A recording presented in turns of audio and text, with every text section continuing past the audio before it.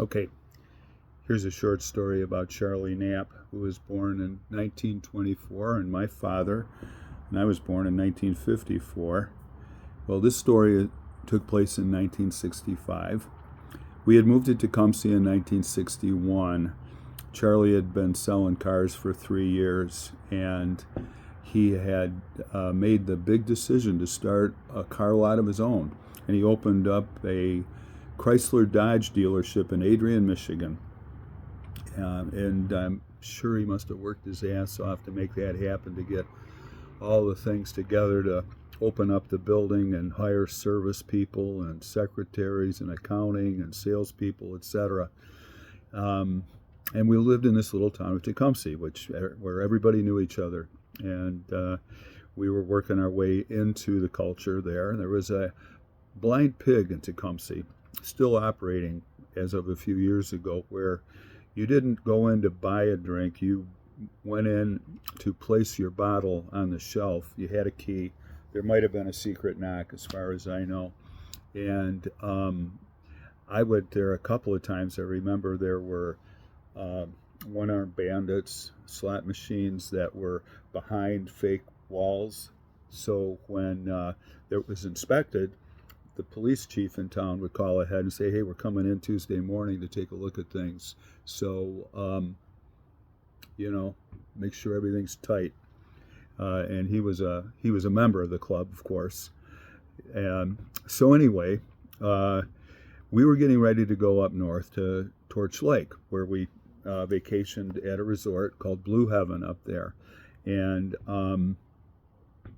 he had just had a grand opening where the spotlights were showing everywhere. He had brought in this woman in a casket of ice with a window that you could look down at her and wave to her.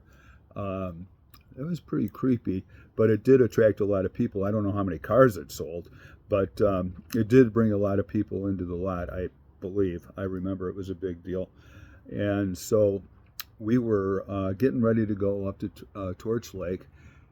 He had rented a U-Haul to haul behind his probably 1965 brand new New Yorker 340 horse sedan, and probably excited about the trip.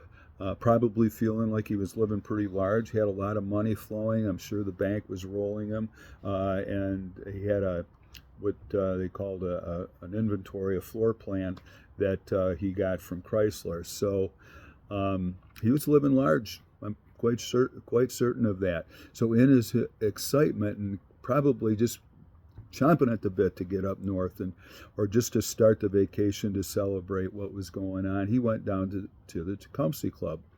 And it was on the route between Chicago and Detroit, and probably well known as a place where you could pick up a poker game. And that's what happened this probably Friday night. Charlie went in. He was going to have a drink and got caught up into a game. And this guy got into Grandpa, my dad, pretty deep, as it turns out, as the story was told later.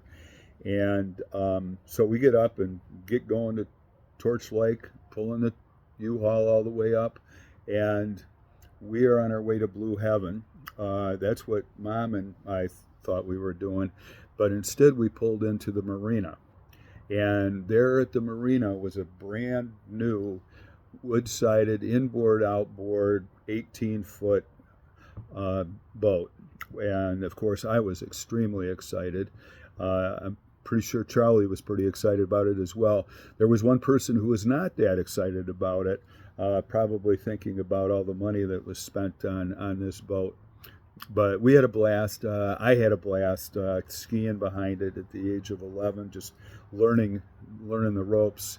And so I'm certain that Charlie probably was sweating bullets the whole time he was up north, not really enjoying his vacation, because he's got this thought in his head that he's going back. And there's this guy, Mario Caputo, who's taken a lot of Grandpa's money, and Grandpa still owes him a lot of money, as it turns out. So, so we pack up and come home, and Again, I'm certain that he must have been sweating bullets. Then, about a week later, as it turns out, I hear this story from Charlie later. The phone rings, and is this Charlie Knapp?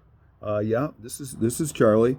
Hi, this is Gina Caputo. I'm Mario Caputo's wife, and I happen to look in his pockets because, well, Mario died of a massive heart attack a week ago. Oh, I'm so sorry about that.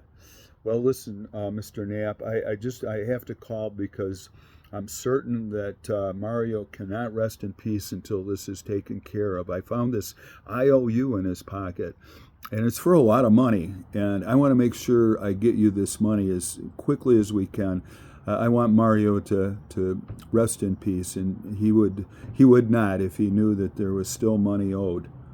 Oh, well, gosh, I feel so bad about that. Terrible.